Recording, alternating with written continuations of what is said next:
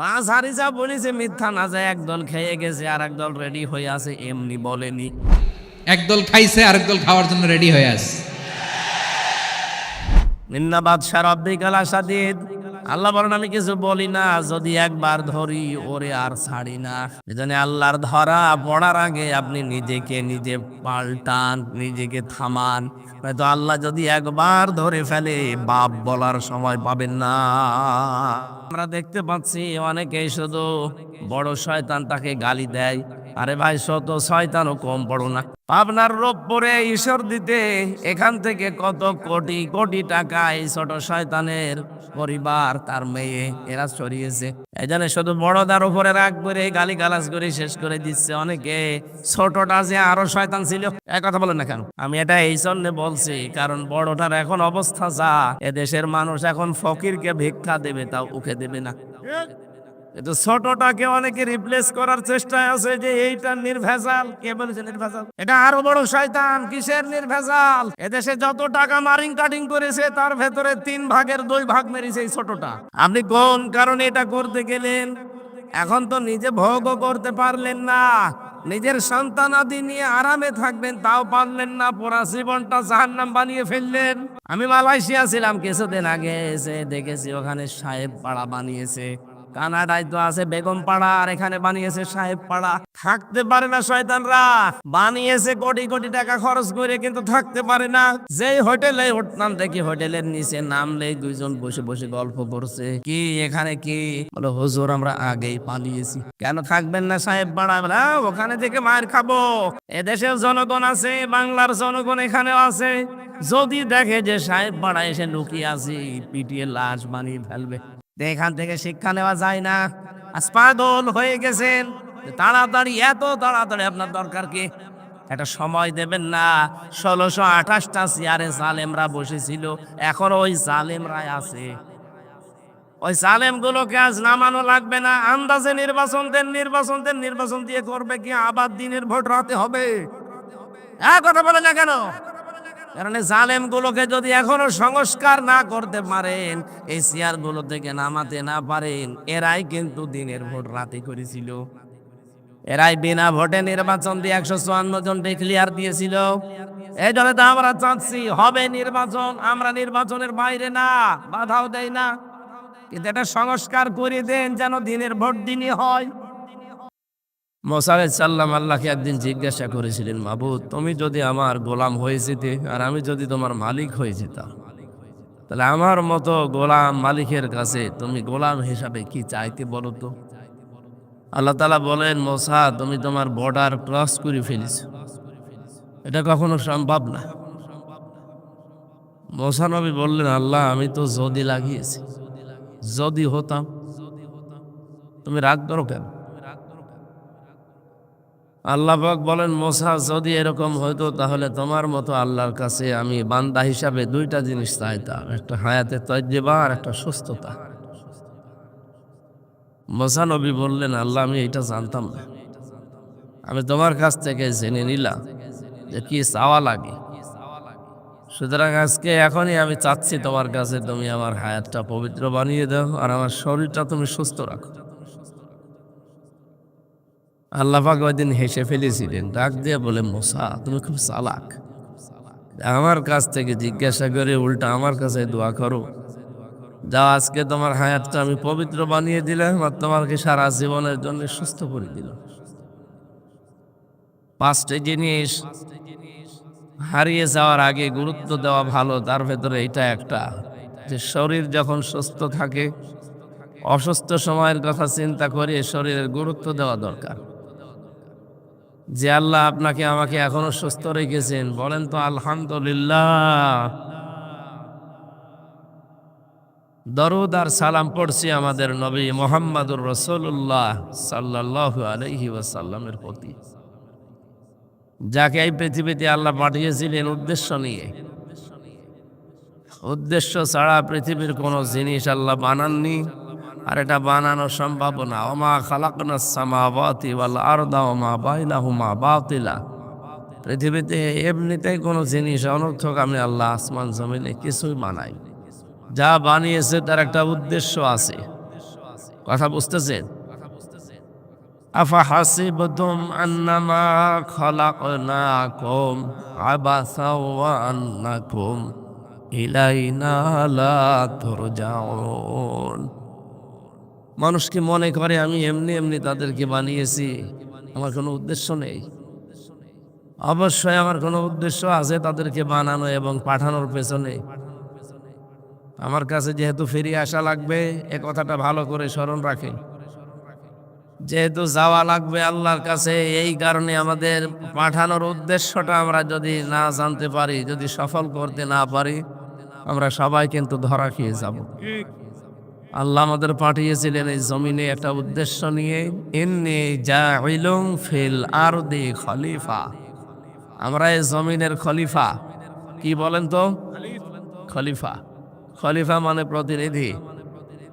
আল্লাহ যেটা করার দরকার ছিল ওইটা ওনার দ্বারা তো এখানে এসে আপনাদের সামনে খলিফার যে দায়িত্ব এটা পালন করা মানায় না, সম্ভব না। আল্লাহ এই জন্যে আমাদেরকে পাঠিয়েছেন আমরা যেন তার ওই দায়িত্বটা পালন করি। অথচ বাস্তবতা ভিন্ন। আজ আমরা জমিনে খলিফা নেই। কি কথা বলেন না কেন? জমিন ফাঁকা পেয়েছে জালেমরা। আল্লাহর খলিফাগুলো এই জমিনে থাকে না। আছে, তারা খানকায় আছে। খানকার খলিফা নেই, দরবারের খলিফা নেই। কে বলেছে আপনাকে দরবারের খলিফা হওয়া লাগবে, খানকার খলিফা হওয়া লাগবে? কোন জায়গায় আছে আপনি বলেন তো? জমিনে আপনি থাকেন না, জমিন ফাঁকা পেয়েছে জালেমরা, 180 মাইল বেগে চালাচ্ছে। এই জন্য আমাদের থাকা লাগবে খানকায়, দরবারে না জমিনে? আরো জোরে থাকবেন তো জমিনের সামনে ইনশাআল্লাহ। এই জমিনে যদি আপনি না থাকেন, ভবিষ্যতে দেখবেন জমিন পুরাটা ওরা দখল করে ফেলেছে। এখনো যেমন দখল করার চেষ্টায় আছে। আমাদেরকে ওরা শুধু মসজিদ, মাদ্রাসা, খানকা, মক্তব এগুলো দিয়ে রেখেছে যে এগুলোর বাইরে আসবেন না। ১৫০০ বছর আগে মুহাম্মদুর রাসূলুল্লাহকে সাল্লাল্লাহু আলাইহি সাল্লাম তাকেও কিন্তু এই অফারগুলো দিয়েছিল যে আপনি মসজিদ, কাবাঘর, খানকা এগুলো নিয়ে আপনি থাকবেন, বাইরে আসতে পারবেন না। যদি বাইরে আসেন তাহলে আপনার সাথে আমাদের বেঁধে যাবে।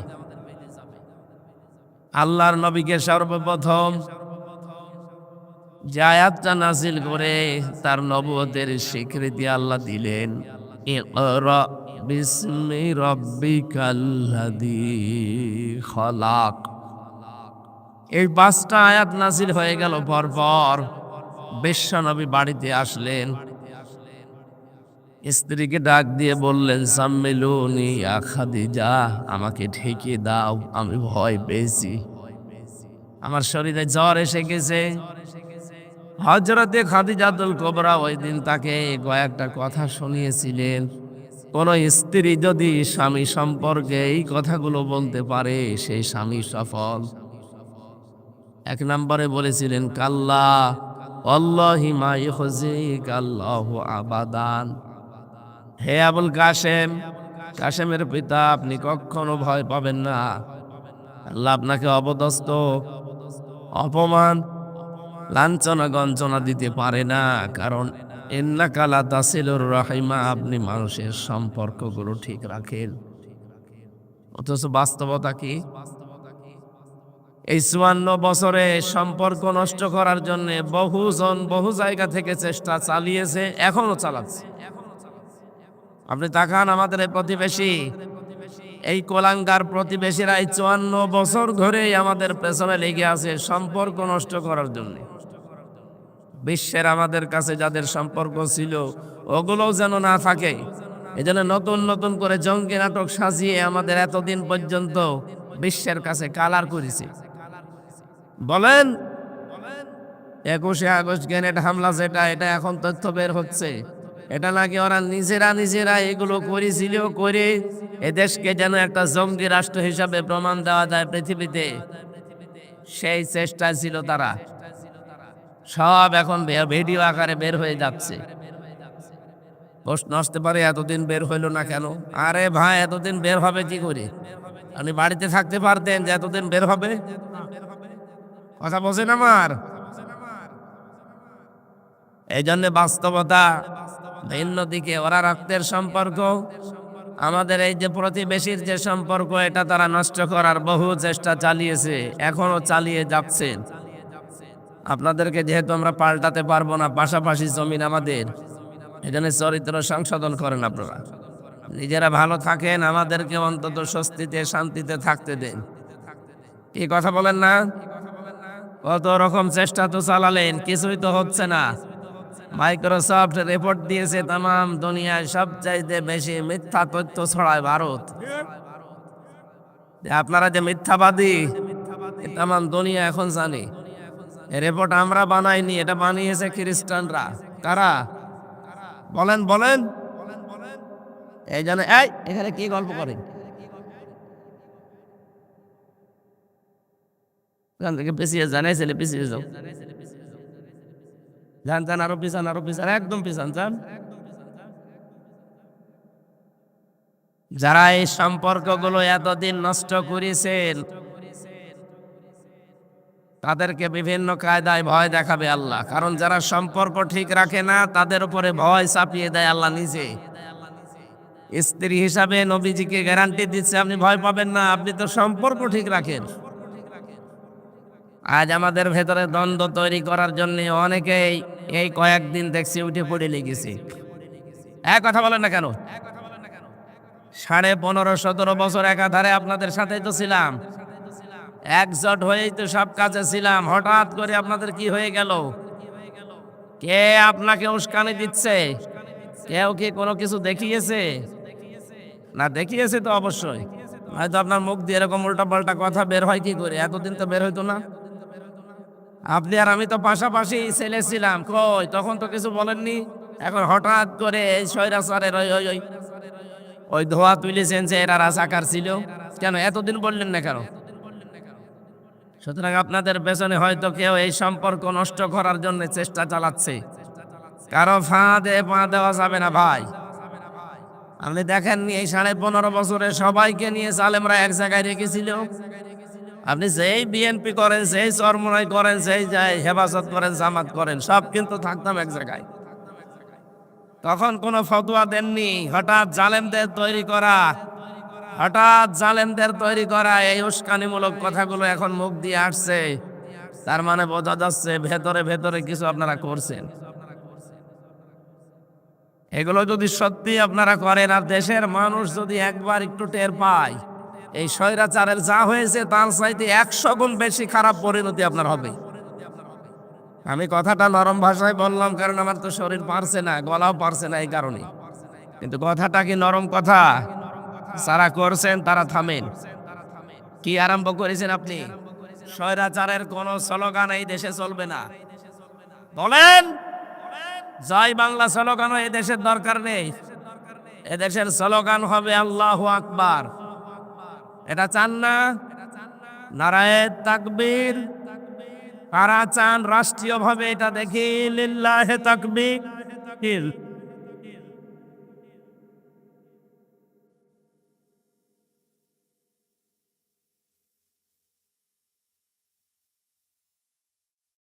আলহামদুলিল্লাহ। বিজ্ঞান এখন, চিকিৎসা বিজ্ঞান প্রমাণ দিয়েছে, কেউ যদি লিল্লাহে তাকবীর আল্লাহু আকবার এটা বেশি বেশি বলে, তার হার্ট অ্যাটাকের সম্ভাবনা কমে যায়। কেউ যদি জয় বাংলা বেশি বেশি বলে, ওর তো মরণ হওয়ার কথা না। সুতরাং এগুলো বাদ দেওয়া লাগবে। বিপ্লব কুমার সরকার এটা কোলাঙ্গার।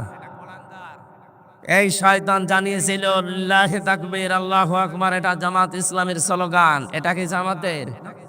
আমি যে আয়াত পড়েছি তার কয়েকটা আয়াত আগে আল্লাহ এটা শিখিয়েছেন, অকাব্বিরহু রব্বাকা ফাকাব্বির। হে নবী, আপনার রবের নামে তাকবীর দেবেন। সুতরাং 96% মুসলমানের এই দেশে তাকবীর হবে কার নামে? এটা যদি কেউ রাজনীতি মনে করেন, এটা যদি কেউ ধর্ম ব্যবসা মনে করেন, হ্যাঁ এইটাই আমার ধর্ম ব্যবসা, এইটাই আমার রাজনীতি, এর বাইরে যা আছে সব দুর্নীতি। কারণ আল্লাহর চাইতে আপনি বেশি সফিগিরি দেখাবেন না। অনেকের বক্তব্য এখন স্পষ্ট বলছে, আমরা ভারতকে আশ্বস্ত করেছি, এই দেশে উগ্রবাদী মৌলবাদী কেউ মাথা ছাড়া দিতে পারবে না। কেন এই 15 বছর বলেননি? আমরা আশা করব এরকম কোনো কথা মুসলমানদের দিকে ইঙ্গিত দিয়ে আপনারা বলবেন না। আপনারা জাতে মাতাল হলেও যেমন তাহলে ঠিক আছেন, আমরাও জাতে মাতাল হলেও তাহলে ঠিক আছি। ওরা জানি কাকে বলতে চাচ্ছেন আপনি, কাকে আপনি মৌলবাদ বলে গালি দেন। এ মৌলবাদ না থাকলে আপনার বাবা মায়ের বিয়ে হতো। আপনি যে আজকে পরিচয় দেন মুসলমান বলে, এ পরিচয়ও থাকতো না, মানুষ আপনাকে জারোর সন্তান বলে গালি দিত। সুতরাং বাঁচিয়ে দিয়েছি আমরা। আর আমাদের নামে এখন যার অছিলায় খানা হয় তারে আপনি চেনেন না, সেন্নিস খাইলেন মোল্লা চিনলেন না। স্ত্রী ডাক দিয়ে বলে, স্বামী কিসের ভয় আপনার? আপনি তো রক্তের সম্পর্কগুলো ঠিক রাখেন। এখানে কত মানুষ বসে আছে, দেখতে মনে হয় খুব ভালো মানুষ, কিন্তু আপন রক্তের সাথে সম্পর্ক ভালো না। নিজের বোনের সাথে সম্পর্ক নেই, জমি দেওয়া লাগবে এই জন্য আগেই সম্পর্ক খারাপ করে ফেলেছে। আরে ভাই, আপনি যদি ইয়াসিন সাহেবের জমি মেরে দেন আপনার একটা গুনাহ হবে, আর আপনার বোনের জমি, ভাইয়ের জমি যদি মেরে খান আপনার ডবল গুনাহ হবে।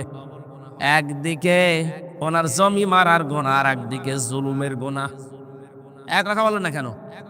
ওনার যে আত্মীয়তার সম্পর্ক রক্তের, ইন্নাকা লা তাসিলুর রহিমা লা তাকিদ।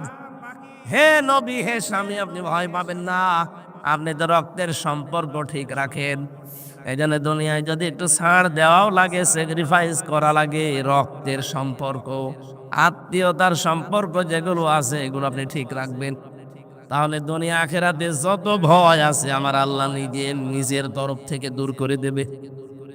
আর যদি এই ভয়গুলো, এই সম্পর্কগুলো ঠিক আপনার না থাকে, আল্লাহ নিজে কিন্তু এই ভয় আপনার ভেতরে চাপিয়ে দেবে। তখন ট্রাকের চাকা বাস্ট হলে আপনি মরে যাবেন। কথা বোঝেন আমার? তাহমিলুল কাল্লা, আপনি ভয় পান কেন?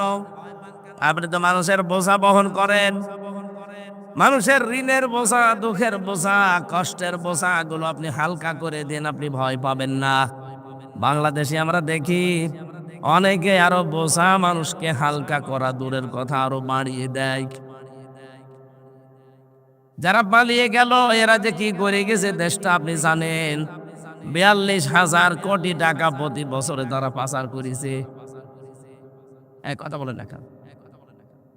অনেকে এখন বলছে কই উপদেষ্টা মন্ডলী এসেছে, কিন্তু এই দেশে তো জিনিসপত্রের দাম কমে না, কমবে কি করে? শয়তানরা সব ফোকলা করে ফেলেছে।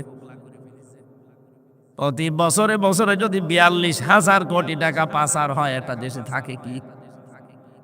ওরা ব্যাংক লোড করেছে, শেয়ার বাজার শেষ করেছে। এদেশে পদ্মা সেতু বানানোর নাম করে শয়তানরা 32,000 কোটি টাকা মারিং কাটিং করেছে। যদিও এই দেশে 5 তারিখের পর থেকে আমরা দেখতে পাচ্ছি অনেকেই শুধু বড় শয়তান তাকে গালি দেয়। আরে ভাই, শত শয়তানও কম বড় না। পাবনার রূপপুরে ঈশ্বর দিতে এখান থেকে কত কোটি কোটি টাকা এই ছোট শয়তানের পরিবার, তার মেয়ে, এরা ছড়িয়েছে। এই জন্য শুধু বড়দার উপরে রাগ করে গালি গালাজ করে শেষ করে দিচ্ছে। অনেকে ছোটটা যে আরো শয়তান ছিল। এক কথা বলেন না কেন? আমি এটা এই জন্য বলছি কারণ বড়টার এখন অবস্থা যা, এদেশের মানুষ এখন ফকিরকে ভিক্ষা দেবে তাও উঠে দেবে না। কিন্তু ছোটটাকে অনেকে রিপ্লেস করার চেষ্টায় আছে যে এইটা নির্ভেজাল। কে বলেছে নির্ভেজাল? এটা আরো বড় শয়তান। কিসের নির্ভেজাল? এদেশে যত টাকা মারিং কাটিং করেছে তার ভেতরে 3 ভাগের 2 ভাগ মেরেছে এই ছোটটা। এদের সাথে যাদের সম্পর্ক বেশি তারা এখন চেষ্টা চালাচ্ছে কি করে দাদা বাবুদের ধরে আবার এই দেশের উপরে ওঠা যায়। এদেশের উপদেষ্টা মন্ডলীর একজন শ্রদ্ধাভাজন ব্যক্তিত্ব গতকালকে অলরেডি জানিয়ে দিয়েছে, কোন চোরকে এই দেশে আমরা আর বসাতে চাই না। কথা বলেন? এই দেশের সংসদে বসবে তারা যারা বুকে কোরআন নিয়ে সংসদে ঢুকতে পারে। এটা যদি আপনার কাছে ধর্ম ব্যবসা মনে হয়, হ্যাঁ এটাই ধর্ম ব্যবসা। আমি আপনার মতো শুধু সিজন আসলে মাথায় টুপি মাথায় দেই না। আপনার মতো টুপি মাথায় দিয়ে সিজন আসলে শুধু ভোট চাই না, আমরা সারা বছরই মাথায় টুপি রাখি। এই লোকটার মাথা থেকে সারা বছরে টফি খুলতে দেখেছেন? বলেন, এই লোকটা যদি কোরআনে কারিম বুকে নিয়ে যেতে পারে সংসদে, আর যদি আইনটা পাশ করতে পারে, মাননীয় আদম স্পিকার, আমরা নামাজের বিল চাই, যদি 151 জন হয়ে যায় 300 জনের ভেতরে, যদি ওই রায়টা কার্যকর হয়ে যায়, যুক্ত হয়ে যায়, এই দেশে নামাজের বাজার কোনোদিন করা লাগবে না। 18 কোটি মানুষ ঠিক আসরের পর থেকে নামাজ আদায় করবে। বলেন, আপনি হয়তো একটা ভোট দিয়েছিলেন, কিন্তু 18 কোটি মানুষ নামাজ পড়লে যে সওয়াব হয়, আপনার একটা ভোটের কারণে আপনি সেই সওয়াব পাবেন। এইটা রাজনীতি হয় কি করে? এইটাই তো আসল নীতি। অতাকসিবুল মাহদুমা, স্ত্রী বলেন, আপনি তো যে মানুষগুলো এই পৃথিবীতে পোশাক ছাড়া তাদের পোশাকের ব্যবস্থা করে দেন। কত মানুষ এই দুনিয়ায়, এই যে শীতের রাত, এখন এই শীতের সময় কত মানুষের কম্বল নেই, শীতে কাঁপতেছে। আমরা আহ্বান জানাবো, যাদের টাকা পয়সা এখনো আছে, কি করবেন আপনার টাকা দিয়ে যদি মানবতার পেছনে ব্যয় না হয়? আপনার টাকা দিয়ে 10 লাখ টাকার কম্বল কিনে বাড়িতে বাড়িতে দিয়ে আসতে পারেন না? এই চট্টগ্রাম বিভাগের এক পীর নামে শয়তান, সে ঘোষণা দিয়েছে, মাওলানা মিজানুর রহমান আজহারের মাথা নিয়ে আসো, 10 লাখ টাকা দেব। আমার মনে হয় তার কাছে দুদক পাঠানো দরকার। এত বড় শীত চলে যাচ্ছে, কই তাকে তো দেখি না 20 লাখ টাকার কম্বল কিনে মানুষকে দিতে, শীতার্ত মানুষের পাশে দাঁড়াতে। অথচ একজনের মাথার দাম আপনি 10 লাখ ঘোষণা করেন, তাহলে আপনার টাকা আছে কত? হ্যাঁ, কথা বলে না কেন? আমার মনে হয় দুদক তার কাছে পাঠানো দরকার, যে দেখেন তো কি আছে।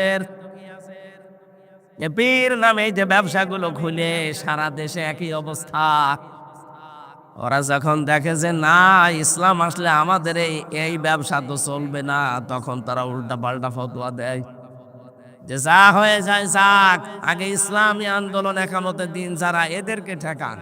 কারণ ওরা ভালো করে বোঝে যে কোরআন আসলে আমরা যে ব্যবসা করে খাই, এটা আগে বন্ধ হয়ে যাবে। অতঈনু আলা দীনি, অতঈনু আলা নাওয়াইবিল হক। হে নবী, আপনি, হে আমার স্বামী, কখনোই ভয় পাবেন না। আপনি তো সত্যের সাক্ষ্য দেন, সাহায্য করেন সত্যকে প্রতিষ্ঠার জন্য। আমরা তো এইটাই চাচ্ছি।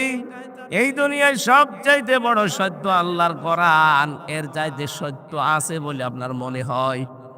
আরো জোরে বলেন। আমরা তো চাই এইটার প্রতিষ্ঠা। এই দেশে যারা একামতের দিনের দায়িত্ব পালন করে, কোন মানুষ যদি চায় যে আমি নিজে প্রতিষ্ঠা হবে, তার পেছনে থাকা জায়েজ নেই। কি কথা বলছেন? আর আমার যতটুকু বাস্তবতা আমি দেখেছি, না, যারা সত্যি মন থেকে একামতের দিনের দায়িত্ব পালন করে, ওরা কখনো চায় না যে আমি দায়িত্ব পালন করব। জোর করে দেওয়া হয়, নিতে চায় না। বলেন, এই যে যেই গুণগুলো বললাম হাদিস থেকে, কোন মানুষের ভেতরে যদি এই গুণগুলো পাওয়া যায়, স্ত্রী যদি সাক্ষী দেয়, আপনি বুঝবেন আপনার জীবন সাকসেস, সফল হচ্ছে। বিশ্বনবী বাড়িতে আসলেন, অনেক দিন ওই বন্ধ ছিল। এই 5টা আয়াতের পর নবীজি ওই কম্বল গায়ে দিয়ে, চাদর গায়ে দিয়েই তিনি শুয়ে আছেন ভয়তে ভয়তে। নবীজিকে বারবার স্ত্রী ডাক দিয়ে বলছে, আপনি ভয় পাবেন না। ভয় পান কেন? যে কথাগুলো বললাম, এগুলো থাকলে ভয় পাওয়া লাগে না। এর পরবর্তীতেই মহান আল্লাহ সূরা মুদ্দাসসিরের 1 থেকে 7 নাম্বার আয়াত পর্যন্ত জিবরাইলকে দিয়ে পাঠিয়ে দিলেন। আমরা সেখান থেকে তার পরবর্তীতে পড়েছি, ইয়া আইয়ুহাল মুদ্দাসসির কুম ফানদির ওয়ারাব্বাকা ফাকাব্বির। হে কম্বলওয়ালা, এভাবে শুয়ে থাকার জন্য আপনাকে আমি পাঠাইনি। ওঠেন, রাব্বাকা ফাকাব্বির, আপনার রবের শ্রেষ্ঠত্ব ঘোষণা করেন। ফানজির, মানুষকে সতর্ক করেন। বিশ্বনবী এ দায়িত্ব পাওয়ার পরে তিনি উঠে দাঁড়ালেন। সতর্ক আরম্ভ করব কাকে দিয়ে? তিনি শুরু করলেন তার নিজের পরিবার থেকে। وأنذر عشيرتك الأقربين। আপনি সতর্ক করেন আপনার পরিবারস্থ লোকদের যারা নিকট আত্মীয় তাদের থেকে। এই আয়াত থেকে মাসলা বের হয়, দুনিয়াতে আমরা যারা দাওয়াতি কাজ করব দায়ী ইলাল্লাহ, তাদের প্রথম কাজ হবে নিজের পরিবারস্থ আত্মীয় স্বজন নিকট আত্মীয়দেরকে দিয়ে শুরু করা। এক কথা বলেন না কেন? এতে এইটা আমরা অনেক কম দেখতে পাচ্ছি। এই কুমিল্লা নোয়াখালী থেকে চলে যাচ্ছে সেই খুলনাতে, যশোরে, কুষ্টিয়ায়, অথচ নিচে আত্মীয় স্বজন নিকট আত্মীয় বউ ছেলে মেয়ে এখনো ইসলামের উপরে ওঠে নাই, ওর চিন্তাও নেই। এজন্য আমাদের উচিত হবে সর্বপ্রথম শুরু করা, নবীকে আল্লাহ দিলেন আকরবিন, নিকট আত্মীয় দিয়ে শুরু করেন। আমরাও যদি নিকট আত্মীয় দিয়ে সত্যি শুরু করতে পারতাম, তার পরিবার থেকে অনেক মানুষ অনেক সাপোর্ট পেতাম। আজ হাজারো মানুষ আমরা পরিবার থেকে কিন্তু সাপোর্ট পাচ্ছি না, শুধু এই আয়াত সামনে না থাকার কারণে। কথা বলেন না কেন? মুহাম্মদ রাসূলুল্লাহ পরিবারের সাপোর্টের ব্যাপারে জানিয়েছেন। নবীজি বলেন, এই পৃথিবীতে উত্তম স্ত্রী তো তারা যারা নিজের স্বামীকে দিনের পথে ইসলামের পথে চলতে গিয়ে সাহায্য করে, সহযোগিতা করে, উদ্বুদ্ধ করে। আপনারা খাদিজাতুল কুবরার নাম শোনেননি? মাইক বড় ভেঙে যাচ্ছে কেন? আওয়াজ বাড়িয়ে দেন। হযরতে খাদিজাতুল কুবরা রাদিয়াল্লাহু তাআলা আনহা, এদিকে তাকান।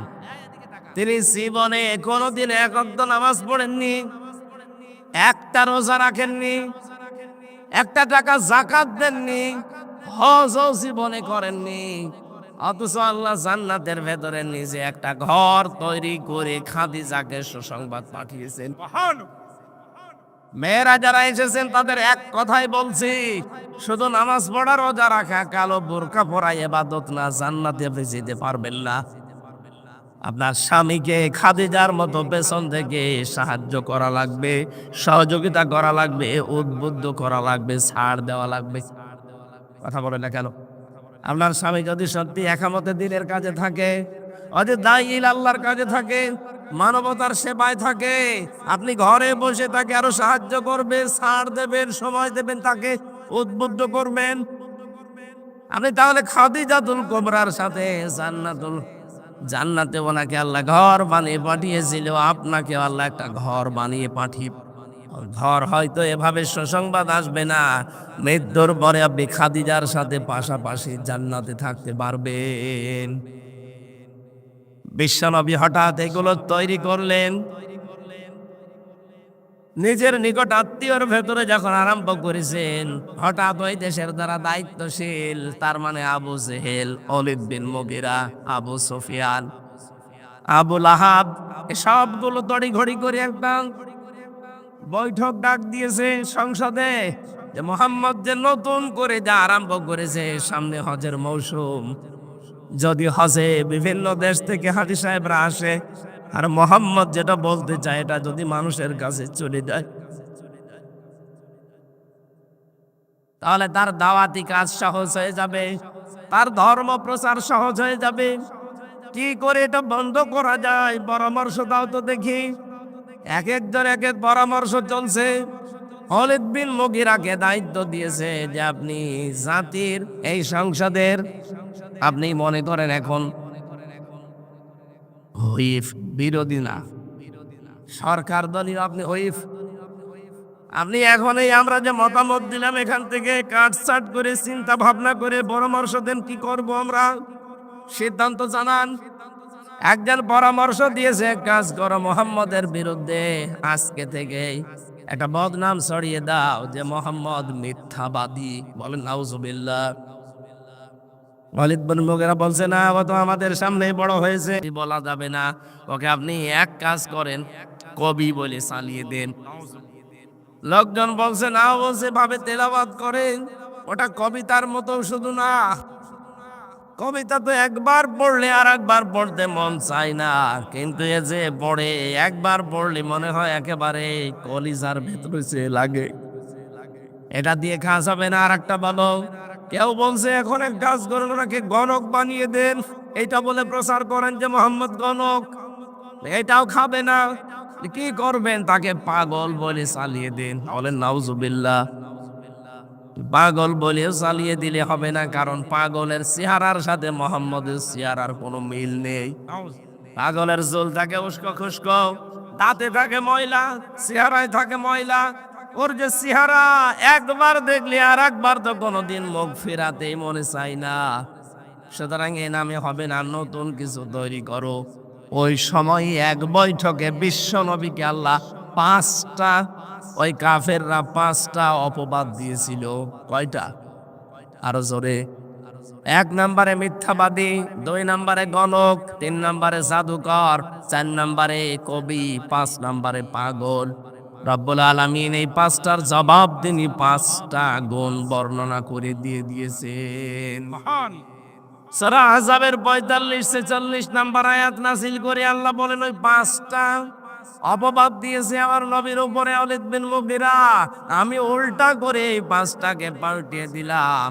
ইয়া আইয়ুহান নাবিয়্যু ইন্না আরসালনাকা শাহিদাও ওয়া মুবাশশিরাও ওয়া নাযীরা ওয়া দাঈয়ান ইলাল্লাহি বিইযনিহি ওয়া সিরাজাম মুনীরা। বলেন আল্লাহু আকবার। আল্লাহ বলেন, কাকে পাগল বলো, কাকে গণক বলো, কাকে মিথ্যাবাদী বলো, জাদুকর বলো, কবি বলো, আমার নবী হচ্ছে এই পৃথিবীতে শাহেদ, সাক্ষীদাতা। আমার নবী হচ্ছে সুসংবাদদাতা, আমার নবী সতর্ককারী, আমার নবী আল্লাহর দিকে আহ্বানকারী, আমার নবী সিরাজাম মুনীরা, উজ্জ্বল প্রদীপ। আমা সাহিবুকুম বিমাজনুন, কেন তাকে পাগল বলো? তোমাদের সাথী আমার নবী মুহাম্মদুর রাসূলুল্লাহ পাগল নয়। জোরে বলেন সুবহানাল্লাহ। ওয়ালিদ বিন মুগীরা ডাক দিয়ে বলছে, এভাবে যদি কাজ না হয়, আমরা কিছু কিছু লোক ঠিক করে রাখি। এক কাজ করো, দলে দলে দলে দলে বিভক্ত করে দাও মানুষকে।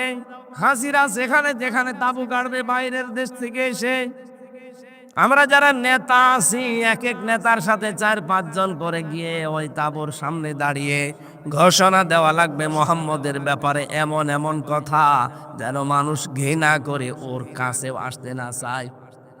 ওরা যত অপপ্রচার করেছে, আমার আল্লাহ ওইটাই প্রচার হিসাবে নবীর পক্ষে চালিয়ে দিয়েছে। ১,৫০০ বছর আগে আমার মনে হয় ওই সময় আবার বাংলাদেশে ফিরে এসেছে ইসলামপন্থী মানুষদের, আলেম ওলামাদের, নবীর ওয়ারিসদের বিরুদ্ধে আজ যারা অনেকে এমন ভাবে আরম্ভ করেছেন, রব্বুল আলামিন ওই জামানায় নিজে জবাব দিয়েছিলেন। আল্লাহ পাক বলেন, ফাইন্নাহু ফাক্কারা ওয়া কদ্দারা ফাকুতিলা কাইফা কদ্দারা সুম্মা কুতিলা কাইফা কদ্দারা। ধ্বংস হয়ে দেখো এই মানুষগুলো। কতিলা মানে এখানে হত্যা না, কতিলা মানে ধ্বংস হওয়া। আল্লাহ বলেন, আমি লানত দিলাম, আমি বরদোয়া দিলাম, আমি ধ্বংস কামনা করলাম ওই মানুষগুলোর, যারা এতদিন আপনার সাথে ছিল, এতদিন আপনাকে দেখেছে, শুনেছে, বুঝেছে, অথচ আজ আপনাকে গালি দেয় জাদুকর বলে, মিথ্যাবাদী বলে, আপনাকে আজ গণক বলেন, কি উঠতে পড়তার নাম আপনাকে দেয়। আমি আল্লাহ নিজে জবাব দিয়ে দিলাম। আমার মনে হয় এই জবাবটা এখন আমার আল্লাহ দেওয়া দরকার। কথা বলেন এখন। আমরা আল্লাহর এই বরদোয়াকে সামনে নিয়ে আসছি। আজ যারা আলেমদের ধর্ম ব্যবসায়ী বলেন, আজ যারা আলেমদেরকে রাসাকার বলেন, আজ যারা আলেমদেরকে দুনিয়াদার বলে আপনি মানুষের কাছে প্রচার করেন যে এরা দুনিয়াদার হয়ে গেছে, সাবধান। কোরআনে কিন্তু আয়াত এখনো আছে, এটা আয়াত শেষ হয়ে যায়নি। কি শেষ হয়ে গেছে? সুতরাং যারা ডক্টর মিজানুর রহমান আজহারীকে ধর্ম ব্যবসায়ী বলে চালাতে চান, আপনি নিজে ধর্ম ব্যবসায়ী। এক কথা বলেন না কেন? আপনি আমার নামে রাজাকার লাগিয়েছেন, আমার ৩৩ বছর বয়স। কোন কারণে এগুলো করছেন? সাথে থাকলে মুক্তিযোদ্ধার, বাইরে গেলে রাজাকার, এটা তো ওই ফ্যাসিস্টদের কথা। ওরা এতদিন এই ধোয়া তুলে চেতনার নাম নিয়ে এই দেশকে শাসন করেছে, আপনি আবার ওদের পথে পা বাড়াবেন মানে? এদেশের মানুষের সেন্টিমেন্ট বোঝেন, এদেশের যুবকরা কি চায় ওই দিকে তাকান। কে কথা বলে না কেন? নয়তো ওদের যে পরিণতি হয়েছে, ওদের তো 1 ভাগ, আপনি 99 ভাগ দেখতে পাবেন। গতকাল তারেক জিয়া কি আফসোস করছে আমি পুরাটা শুনলাম, যে আপনারা থামেন। কারা যেন আমাদের ভেতরে ঢুকে আজ আমাদের দলটাকে, এই মাজলুম দলটাকে ধ্বংস করার জন্য অনেকে উঠে পড়ে লেগেছে। সুতরাং যারা মাজলুমদের বিপক্ষে অবস্থান নিয়েছেন, আপনি যে কে, আপনাকে কিন্তু এ জাতি চিনে ফেলছে। আপনি যে চরম ইসলাম বিদ্বেষী। আপনি ছাত্রলীগের সভাপতি ছিলেন, সেখান থেকে হাসিনা নমিনেশন হয়নি, আপনি এসেছেন আবার এই মজলুম দলে। এই কিশোরগঞ্জে বাড়ি ফজু পাগলা, ও আলেমদের নামে এখন পাগল হয়ে গেছে, উলট পালট কথা বলছে। আমরা চাই যত তাড়াতাড়ি পারেন ওকে পাবনায় নিয়ে ভর্তি করেন। কথা বলেন না কেন? ওর মতো আরো সেই কয়টা পাগল হয়ে গেছে, তাদেরকে তাড়াতাড়ি পাবনায় পাঠান। কারণ পাগল যত বাইরে থাকবে জিনিসপত্র নষ্ট করবে, কারে হাত ধরতে যে কামড় দিয়ে ফেলবে। কথা বলছে না কেন? বিশ্বনবীকে আল্লাহ জানালেন, হে নবী, জারনি, আমি তেলাওয়াত করেছিলাম, জারনি ওয়াল জারনি ওমান খালাকতু ওয়াহিদা ওয়া জাআলতু লাহু মালাম মামদুদা ওয়া বানিনা শুহুদা। হে নবী, আপনি ছাড়েন, ওদের কথা তো ছেড়ে দেন, আমার দায়িত্ব ওদের দিয়ে দেন। আমি ওদের বানিয়েছি, আমি দেখতেছি। সুতরাং এই আয়াতটা পড়ার পরে ভরসা পাই, আল্লাহ তুমি নিজেই জানিয়েছ যে ওদেরকে তুমি ছেড়ে দাও, আমি দেখতেছি, আমরা ছেড়ে দিলাম। আর যারা এই মাজলুম দলগুলোর উপরে এরকম মিথ্যা অপবাদ চাপাতে আছে, তুমি তাদের দায়িত্ব নিয়ে নাও। নিন্নাবাদ সারাব্বিকাল আসাদিদ। আল্লাহ বলেন, আমি কিছু বলি না, যদি একবার ধরি ওরে আর ছাড়ি না। এজন্য আল্লাহর ধরা পড়ার আগে আপনি নিজেকে নিজে পাল্টান, নিজেকে থামান। হয়তো আল্লাহ যদি একবার ধরে ফেলে, বাপ বলার সময় পাবেন না। রাব্বুল আলামিন স্মরণ করিয়েছেন ওই লোকটাকে, হে নবী, আমি কিন্তু ওই লোকটাকে বহু কিছু দুনিয়ায় দিয়েছি। ওয়াজআলতু লাহু মালাম মামদুদা, বিশাল সম্পদের অধিকারী তাকে বানিয়েছি।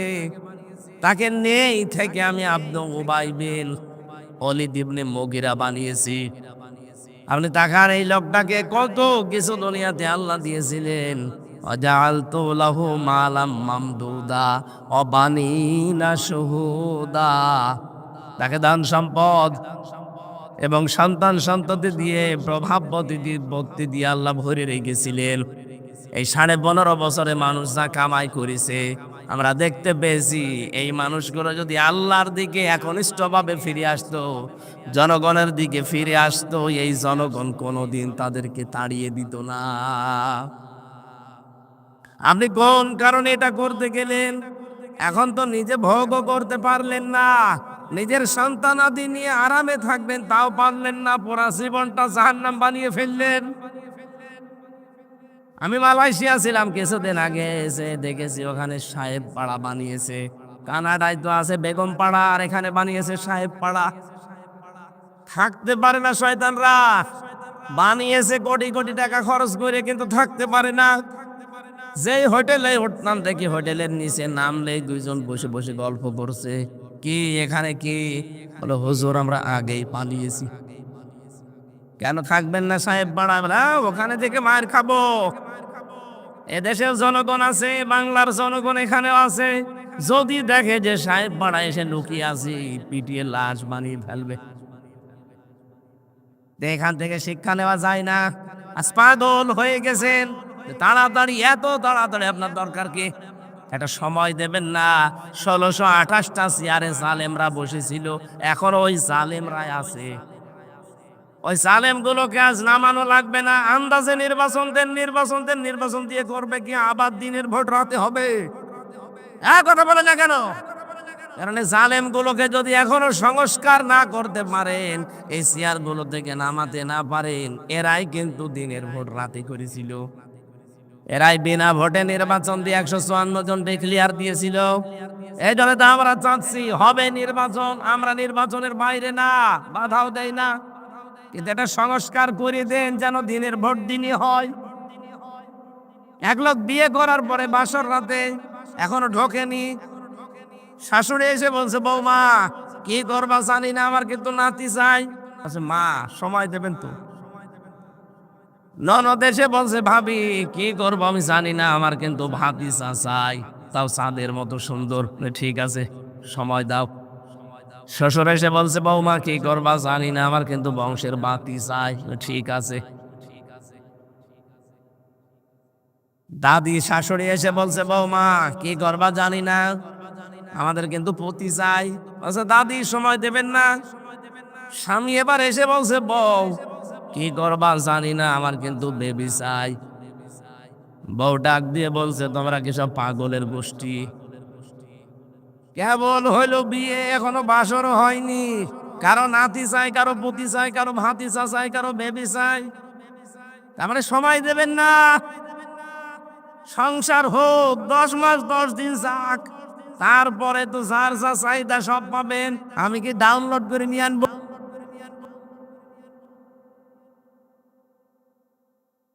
আমরা তো ঠিক ওই কায়দায় আছি। কি আরে ভাই কয়দিন দায়িত্ব পেয়েছে, আপনি পাগল হয়ে গেছেন কেন? বুঝতেছি আপনারও 5 হাড়ি যা বলেছে মিথ্যা না, যায় একদল খেয়ে গেছে আর একদল রেডি হয়ে আছে, এমনি বলেনি। এদেশে 48টা নিবন্ধিত দল, কেউ তো তাড়াতাড়ি করছে না। আপনারা এত তাড়াতাড়ি কেন? কথা বলেন না কেন? আপনারা এত তাড়াতাড়ি কেন?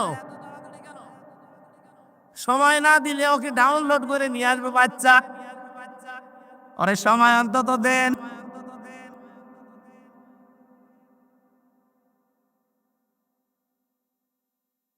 বিশ্বনবী মুহাম্মদুর রাসূলুল্লাহ সাল্লাল্লাহু আলাইহি ওয়াসাল্লামকে আল্লাহ এবার জানিয়ে দিলেন ওরা যে ষড়যন্ত্রগুলো করেছে, যত উলট পালট নাম আপনাকে দিচ্ছে, আশেপাশে কথা বলছে, আপনার জবাব দেওয়াই লাগবে না, আমি আল্লাহ এবার নিজে ওর জবাব দিচ্ছি। বলেন সুবহানাল্লাহ।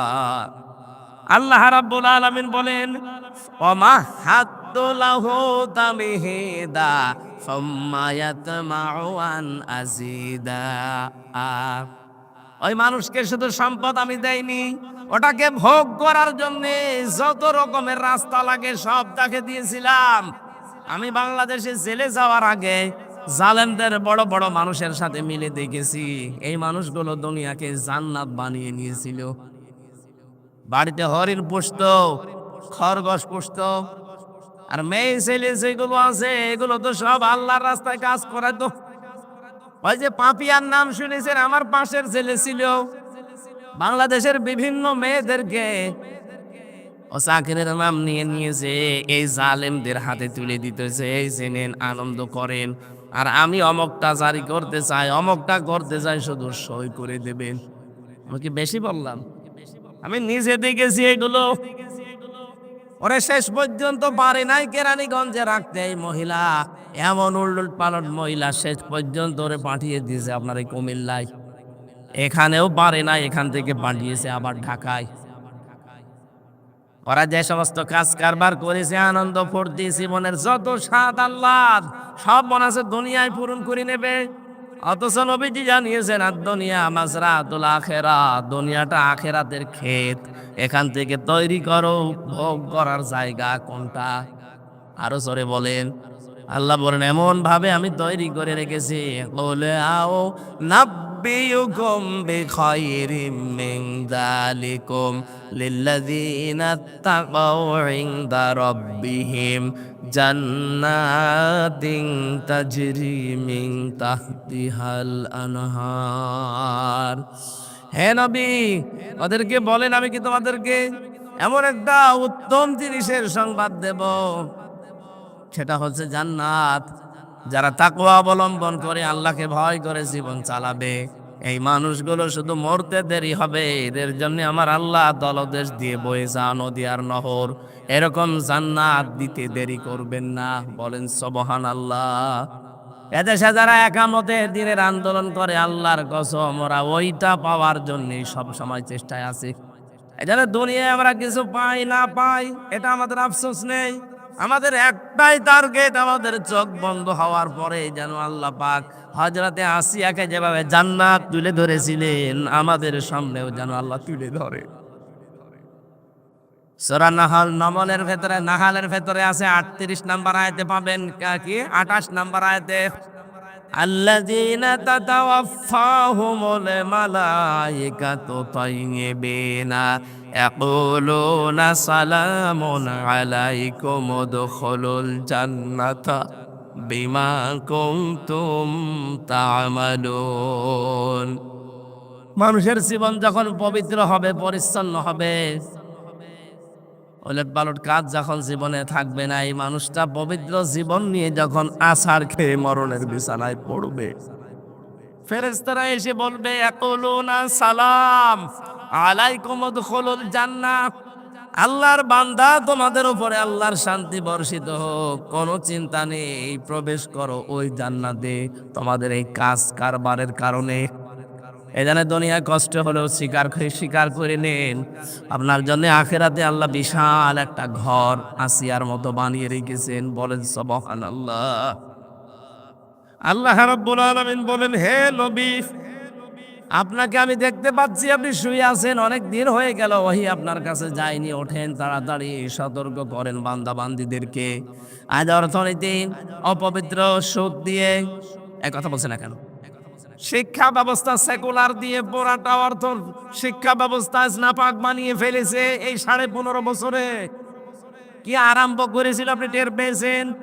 শিক্ষা ব্যবস্থার ভেতরে এই শরীফা নামের গল্প দিয়ে মানুষদেরকে সমকামিতা তৈরি করার চেষ্টায় ছিল। নারী আর পুরুষ এ কোনো ভেদাভেদ থাকবে না, নারীতে বিয়ে করবে, পুরুষে বিয়ে করবে। এটা যদি ওই জালেমরা আজও থাকতো, আর এটা যদি সংসদে কায়েম করে ফেলতো, আদালত ওদের হাতে, বলেন তো আজকে আপনার মেয়েটা জীবনও নিরাপদ থাকতো?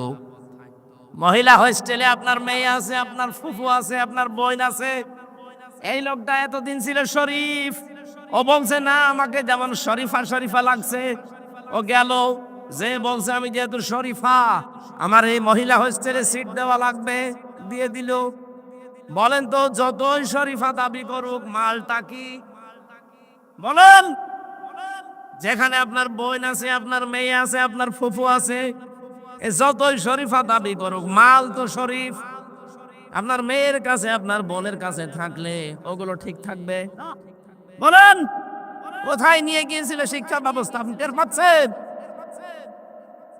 এখনো পর্যন্ত অনেক জালেম বলে যে কি করেছে, ওদের সব পালিয়ে যাওয়া লাগলো। কি করেছে?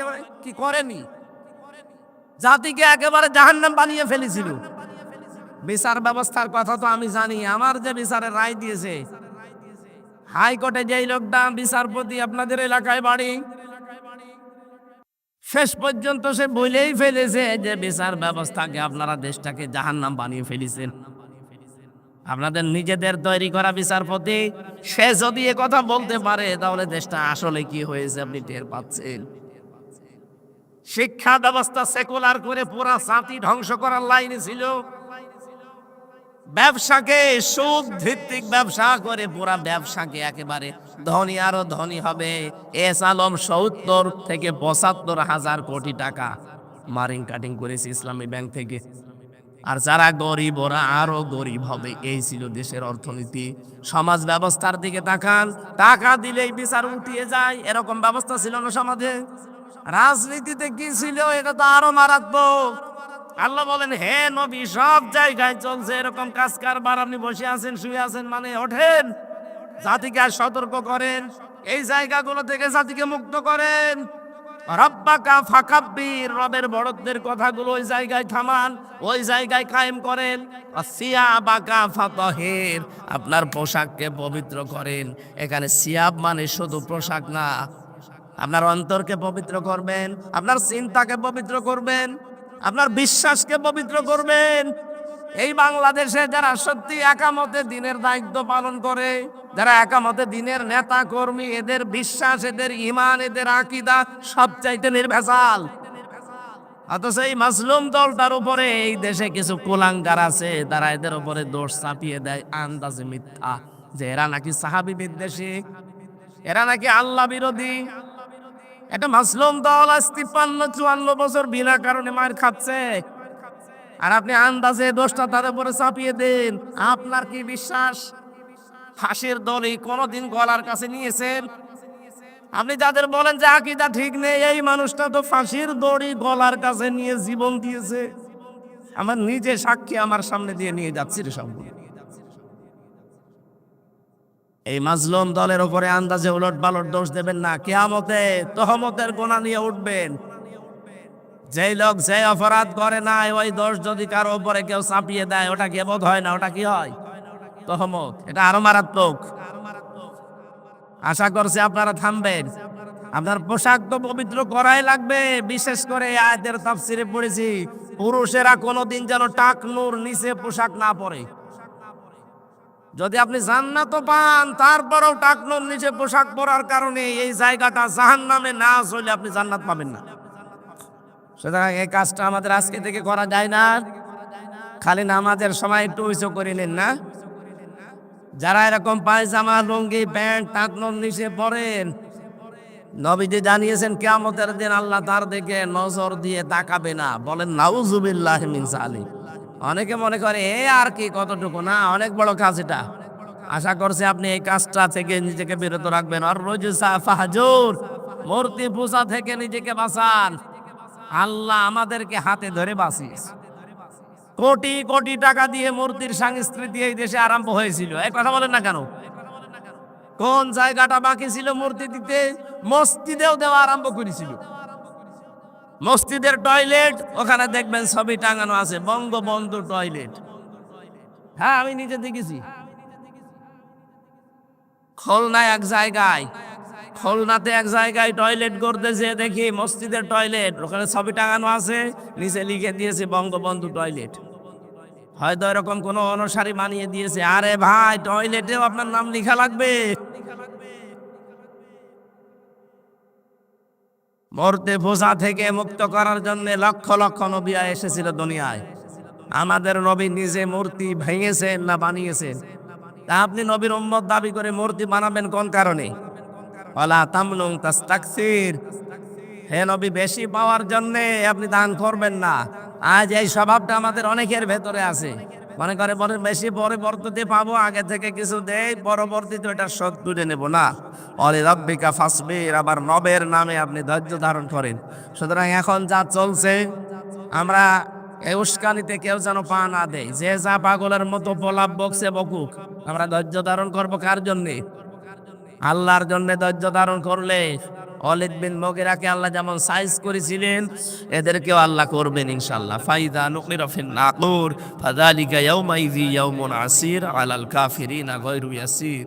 এখানে আল্লাহ জাহান্নামের এবং কিয়ামতের কিছু চিত্র তুলে ধরেছেন।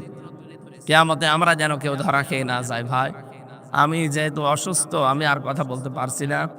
যতটুকু বললাম বাস্তবে আল্লাহ আমল করার তৌফিক দিও, আল্লাহুম্মা আমিন। লা ইলাহা ইল্লা আনতা সুবহানাকা ইন্নী কুনতু মিনাজ জালিমিন।